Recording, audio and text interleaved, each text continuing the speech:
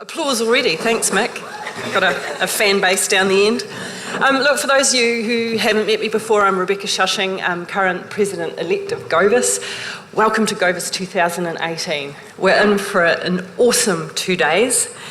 And I'd like to introduce you to the people behind the scenes who make all of this possible. First, there's this, where are we? Oh gosh, we've got lots of sponsors here, haven't we? They were next. Anyway, let's start with the sponsors. Thanks to Datacom, premier sponsor again this year. We really appreciate your support of Govis. We then have a bunch of new and some old sponsors. Now I can't go backwards either. Gee, why is this not working, guys? Visual evolution. Yeah. Okay. Ricardo. Yeah. Anyway, so Acumen BI, thank you for your support. SailPoint, Avanti, and Infosec, or Infisec, thank you. There's also a huge range of other sponsors. Check out page 13 of the handbook. They're all there. If you want to go and talk to any of the main sponsors, they're down in the sponsor space just to the left, or my left, of the arcade.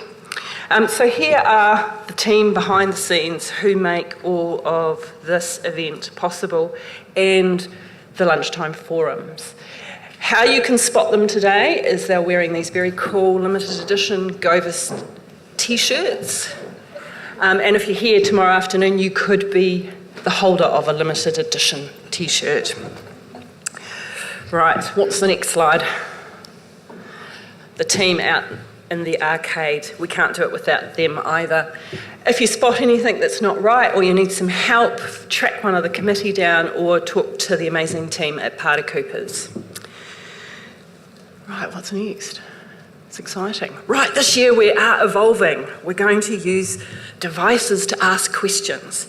So if you haven't downloaded the app, you can go to the App Store or Google Play and download the app, or you can just go straight to the website. Conference code is 7404.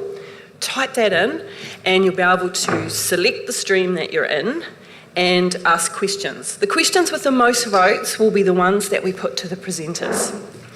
And we might have a trial run in a minute.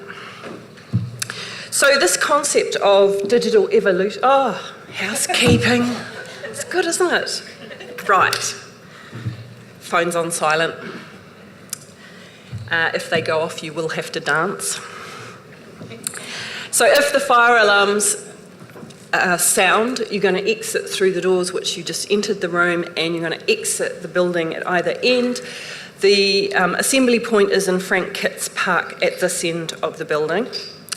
If we are really unlucky and we have an earthquake, I think you all know the drill, a drop, cover, hold, probably get under the table, and then we'll wait for instructions from the venue safety wardens. If you have requirements and you need assistance to exit the building, could you please let the team at the registration desk know? And also just want to remind you about breakfast tomorrow. If you haven't received a confirmation for breakfast tomorrow morning, can you also talk to the team at the registration desk? Okay, right, digital evolution. Are we there yet? Oh, yeah, okay. This is back to the future, isn't it? Oh, our wonderful sponsors, there they go. Oh, don't you love this? Do you like the soft focus 1980s?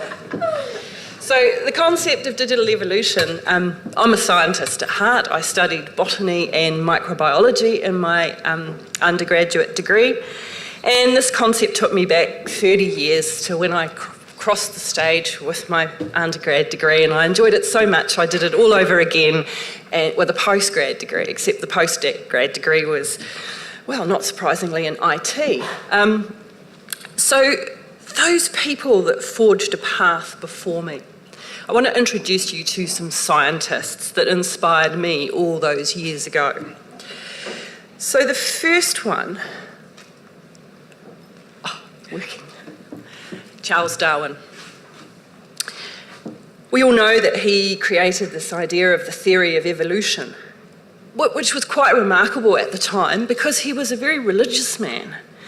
And it created controversy way back in the 1800s when he purported that this is the elimination of an inferior species over time through the process of natural selection.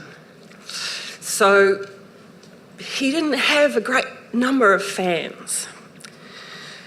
The next is Carl Linnaeus, a personal favourite of mine being a botanist, who created the taxonomy by which we name all of our plants and animals.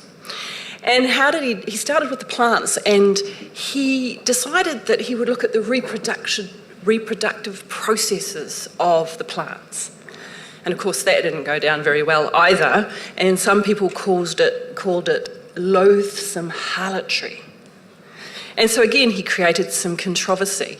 What I like to think about him is that he was one of the forefathers from yesteryears that created the way in we think about classifying the information that we handle every day.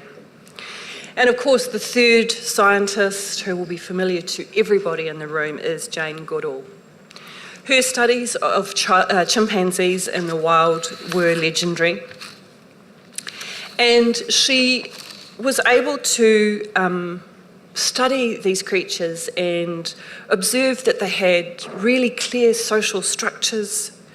They had comedy, they had tragedy, they even had a primitive language system with more than 20 sounds.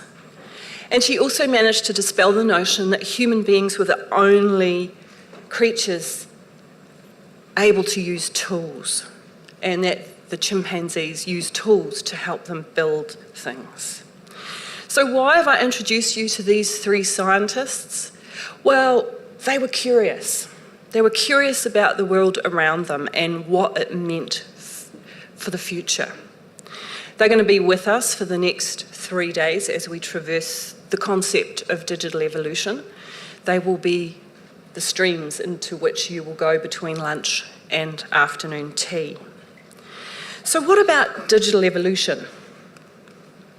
So you'll all be familiar, I'm sure, with all the messages we've sent out about the Fletcher School at Tufts University,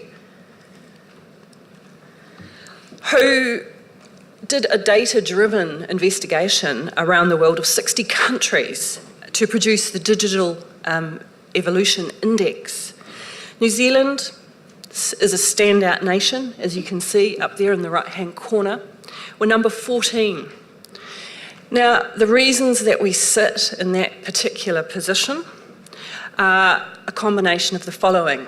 Our infrastructure investments, the incubating startups that we see all around, the level of trust that we have in our citizens, the cultural commitment to innovation, and of course, support of our government. So, question still remains, how do we as public servants continue to deliver digital services and maintain our standout rating? As I mentioned before, along with our scientists, I believe it starts with curiosity.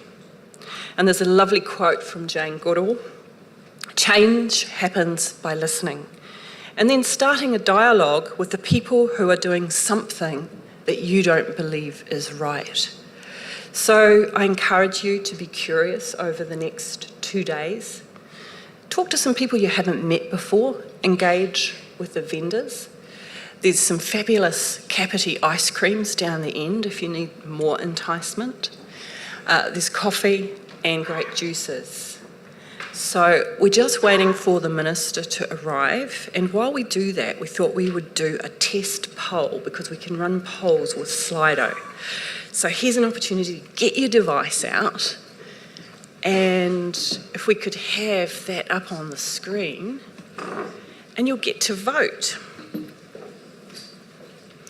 One thing about Slido, you can post questions as anonymous. Really encourage people in the spirit of Govis to just put their name and maybe the initial of their last name, because there could be a prize involved, and we probably won't give a prize to Mr. or Mrs. or Miss or Ms. Anonymous. Right, so have we got the poll going, Shane? Yep. What's the question?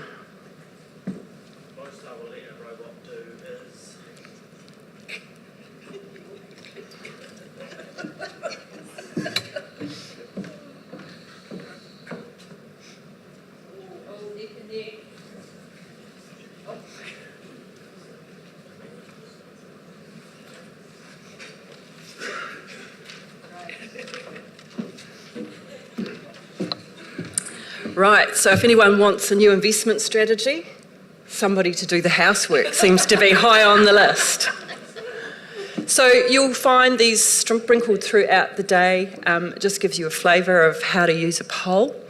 And look, I just encourage you to chat amongst yourselves, and as soon as I have the word that the Minister has arrived, we'll introduce her and hear what her view on digital evolution is. Thanks so much.